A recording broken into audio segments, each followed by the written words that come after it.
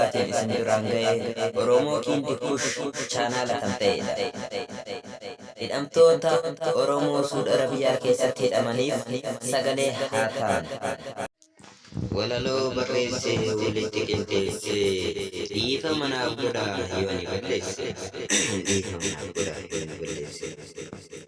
Walalooti illee mata dureen isaa sagalee hidhamtoota Suudi Arabiyaa. Biyyaa baane akka callee ciccittee faffacaane. Biyya ormaa keessa faffacaane. Kinoo nama ormaaf garbataane. Kinoo nama ormaaf garbataane. Mana hidhaa suudiif kuusaa taane akka taanu dhabne darraaf saaxilamne. Akka taanu dhabne darraaf saaxilamne. Hin nyaannaaf biyyaa baane hin nyaatamna wayseene. Hin nyaannaaf biyyaa baane hin nyaatamna wayseene.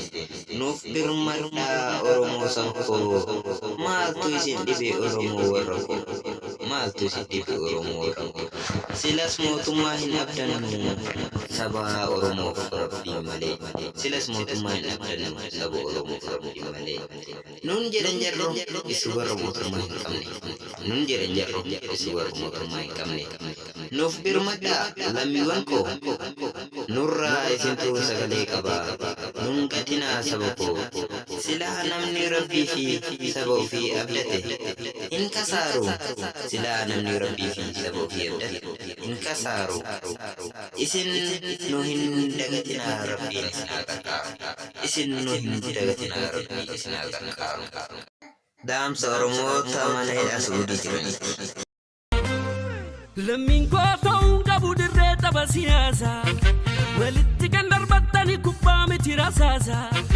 Lammiin koo ta'uun qabu dirree tapha siyaasaa. Lammiin koo ta'uun qabu dirree tapha siyaasaa. Walitti kan darbattani kubbaa miti rasaasaa. Lammiin koo ta'uun qabu dirree tapha siyaasaa. Lammiin koo. All set. Pull up, I pull up, pull up, pull up, I pull up, I pull up. Records on records, got records on records, I'm riding around in a coupe. Pull up, I pull up, pull up.